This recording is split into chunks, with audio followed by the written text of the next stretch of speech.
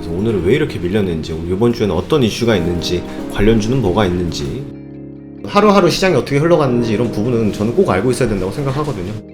퍼브리핑 안에 시장의 방향성이 다 있습니다. 이게 되게 중요한 내용이니까 꼭 한번 확인해 보세요. 반갑습니다. 허브경제TV입니다.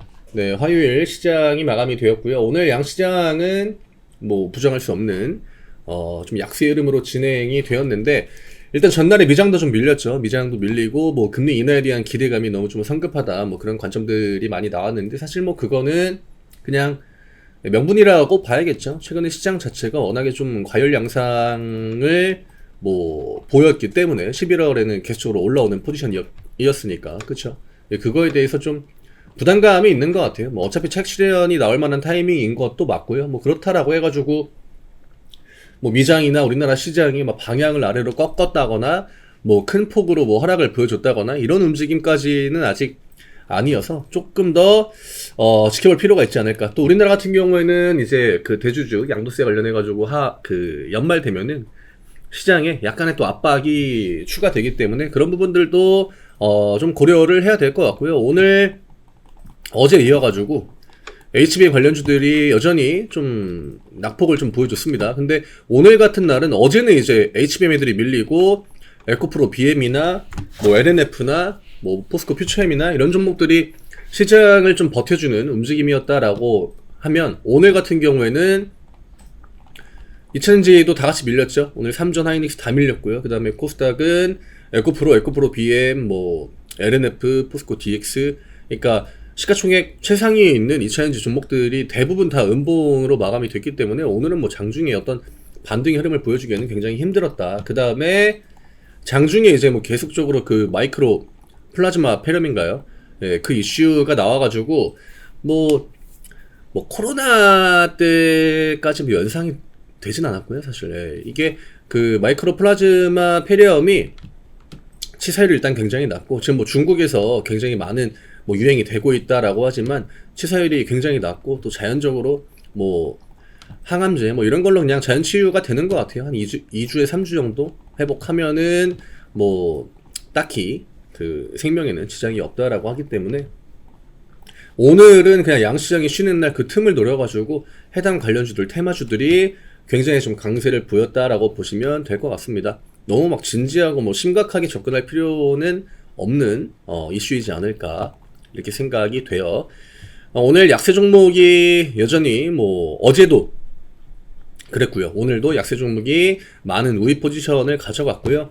다만 이제 외국인들의 매도 금액은 크지 않았습니다. 양시장 다 결국 이제 외국인들은 빨간불로 마감이 됐는데, 오늘 기관 쪽에서 매도가 좀 나왔죠. 코스피 같은 경우에는 금융투자, 이 연기금이나 이런 쪽의 매수는 굉장히 좋았거든요.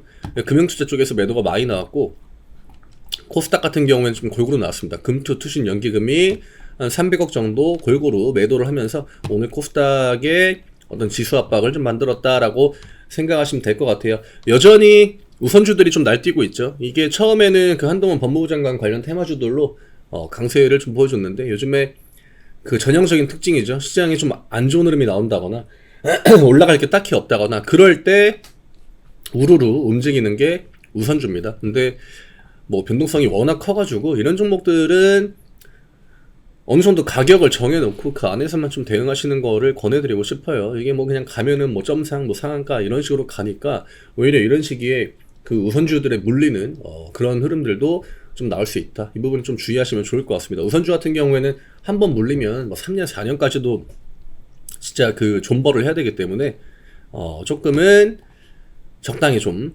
끊어가면서 매매를 하시는 게 좋을 것 같아요. 그 외에는 뭐 양자 컴퓨터 관련 테마들이 좀 올라왔고요. 장전에 이제 이슈가 있었죠. 어제 저녁부터. 그래서 양자 컴퓨터 관련주.